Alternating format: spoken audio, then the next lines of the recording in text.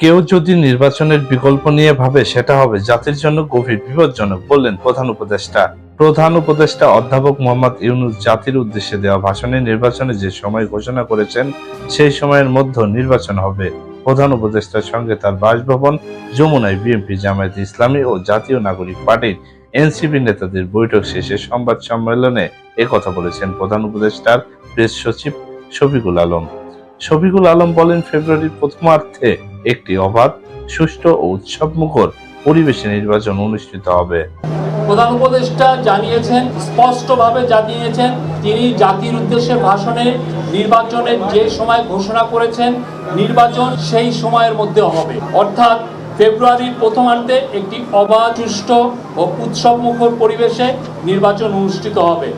সকল রাজনৈতিক দলকে প্রধান উপদেষ্টা নির্বাচন নিয়ে আবারও তার প্রতিশ্রুতি জানিয়েছেন। তিনি বলেছেন, নির্বাচন ছাড়া কোনো বিকল্প নাই। কেউ যদি নির্বাচনের কোনো বিকল্প নিয়ে ভাবে সেটা হবে এই জাতির জন্য গভীর বিপজ্জনক। রাজনৈতিক দলগুলোর মধ্যে প্রধান উপদেষ্টার এসব বৈঠকে পরিকল্পনা উপদেষ্টা ওয়াহিদ উদ্দিন মাহমুদ, আইন উপদেষ্টা অধ্যাপক আসিফ নজরুল, গৃহায়ন ও গণপূর্ত উপদেষ্টা আদিলুর রহমান খান এবং জাতীয় নিরাপত্তা উপদেষ্টা খলিলুর রহমান উপস্থিত ছিলেন। তবে সব বৈঠকে প্রধান উপদেষ্টার সঙ্গে উপদেষ্টারা সবাই উপস্থিত ছিলেন না। আজ বিকেল 4:30টায় প্রথম জামায়াতে ইসলামীর নেতারা যমুনায় গিয়ে প্রধান উপদেষ্টার সঙ্গে বৈঠক করেন। পরে সন্ধ্যা 6:30টায় জাতীয় নাগরিক পার্টি এবং তারপর বিএনপির নেতারা সন্ধ্যা 7:30টায় প্রধান উপদেষ্টার সঙ্গে বৈঠক করেন। বৈঠক শেষে বেরিয়ে জামায়াতের নায়েব আমির সৈয়দ আব্দুল্লাহ মোহাম্মদ তাহির বলেন, চাঁদাবাজি নিয়ন্ত্রণ করতে না পারা অন্তর্বর্তীকালীন সরকার কিভাবে এত বড় নির্বাচন জাতীয় সংসদ পরিচালনা করবে তা নিয়ে জামায়াতে ইসলামী শঙ্কিত ও উদ্বিগ্ন। তিনি আরো বলেন, আগে একদল বাস স্ট্যান্ড দখলে নিত, এখন আরেকটি গ্রুপ নিয়েছে। অন্তর্বর্তী সরকার দখলদারদের বিরুদ্ধে ভূমিকা নিতে দেখা যায়নি। নির্বাচনকে সুষ্ঠু হওয়ার ক্ষেত্রে বাধা তৈরি করা চলেছে। একটি নির্নকশার নির্বাচনের দিকে আমরা যাচ্ছি কিনা সেই ব্যাপারে আমাদেরও প্রশ্ন তৈরি হয়েছে, জনমনেও প্রশ্ন তৈরি হয়েছে।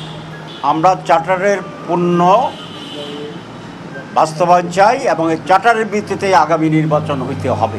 আর প্রধান উপদেষ্টার সঙ্গে জাতীয় নাগরিক পার্টির নেতাদের বৈঠক শেষে দলটির জ্যেষ্ঠ যুগ্ম আহ্বায়ক আরিফুল ইসলাম বলেন, জুলাই সনদের আইনি ভিত্তি এবং সাংবিধানিক ভিত্তির জন্য আগামী যে নির্বাচনটি হবে সেই নির্বাচনটি যেন অবশ্যই গণপরিষদ নির্বাচন হয়।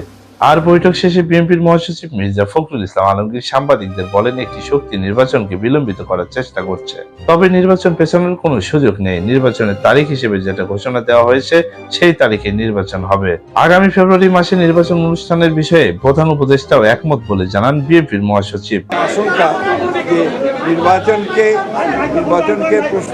বিভিন্নভাবে বিলম্বিত করার লক্ষ্যে এই ধরনের কিছু একটা শক্তি কাজ করছে, কোনো সুযোগ নেই। তবে এর কোনো সুযোগ নাই।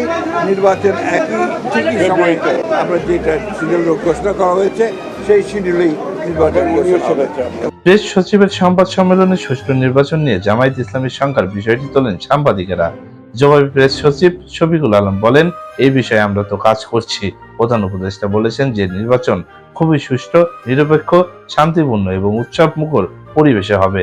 উনি প্রধান উপদেষ্টা বারবার বলেছেন, এটা বাংলাদেশের ইতিহাসে one of the best elections হবে।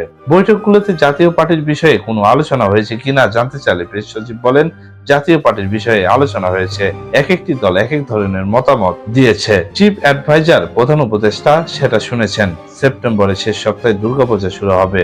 উল্লেখ করে শফিকুল আলম বলেন, দুর্গাপূজা ঘিরে যেন দেশে কোনো ধরনের ষড়যন্ত্র, কেউ যেন অস্থিতিশীল পরিস্থিতি সৃষ্টি করতে না পারে সে বিষয়ে সব রাজনৈতিক দলকে সজাগ থাকার আহ্বান জানিয়েছেন প্রধান উপদেষ্টা। এ বিষয়ে সবার সহযোগিতা চেয়েছেন তিনি। তো এই ছিল আজকের ভিডিওটি ভালো লাগলে লাইক দিবেন। এমনই নিউজ পেতে আমাদের চ্যানেলটি সাবস্ক্রাইব করে দিন পরবর্তী ভিডিও নোটিফিকেশন পাওয়ার জন্য। ধন্যবাদ।